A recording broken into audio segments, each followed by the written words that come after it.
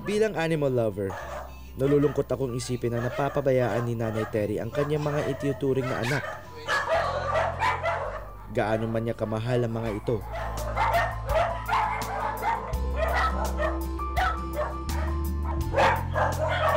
Kaya naman minarapat namin na ipatingin ang mga hayop sa veterinaryo.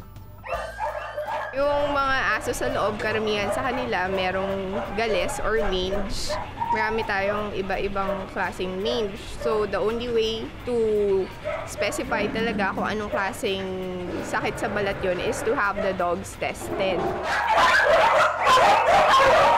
Kailangan po natin ng medyo mas malaking space para ma-accommodate silang lahat.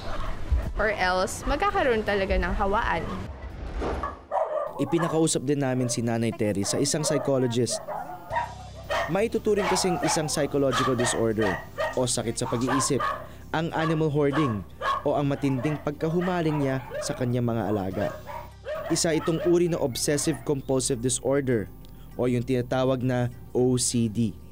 So may obsession, yung parang napupunuan din siguro yung kulang siya sa atensyon.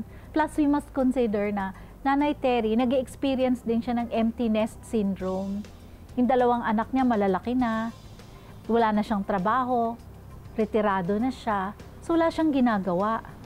Sa aking pagkilala kay Nanay Terry, damang-dama ko na wagas ang kanyang pagmamahal sa kanyang mga alaga. Pero para sa mga taong ngayon lang siya makikita, madaling sabihin na ang sinasapit ng kanyang mga aso at pusa ay isang uri ng animal cruelty. Animal cruelty involves a voluntary or intentional act. In this particular case, baka hindi eh.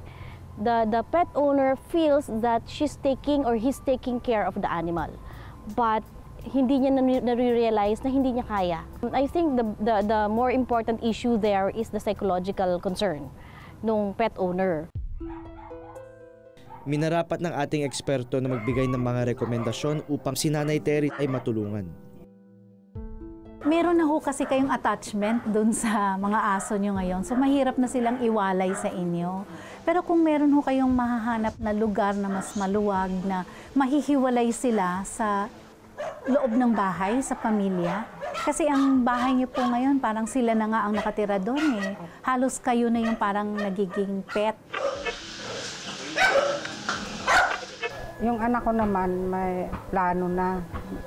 Baka itong December, may lilipatan kami na maayos ng mapaglalagyan na nila na pwede na silang divide para hindi sila nagrarambol-rambulan. Wala ba kayong balak na ipaampon din sila sa iba, ibigay sila sa dog lovers, sa society for yung paws? Yun po ang plano ng mga anak ko. Kasama namin, paglipat namin, kasama namin lahat.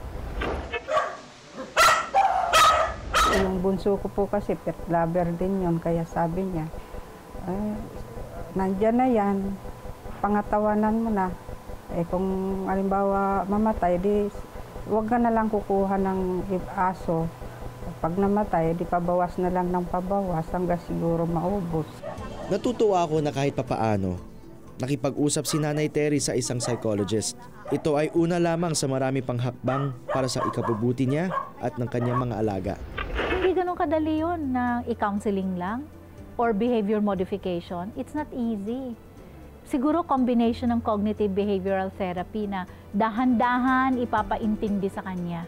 Biguman kami na makumbinsi si Nanay Terry na ipaampon sa isang institusyon ang kanyang mga alaga. Umaasa pa rin kami na susundin niya ang rekomendasyon ng mga eksperto. Di lang para sa kapakanan ng kanyang mga aso at pusa, kung hindi para na rin sa kanyang sarili at pamilya. Hindi rito nagtatapos ang kwento ni Nanay Terry. Sa mga susunod na buwan, nais ko siyang muling kamustahin.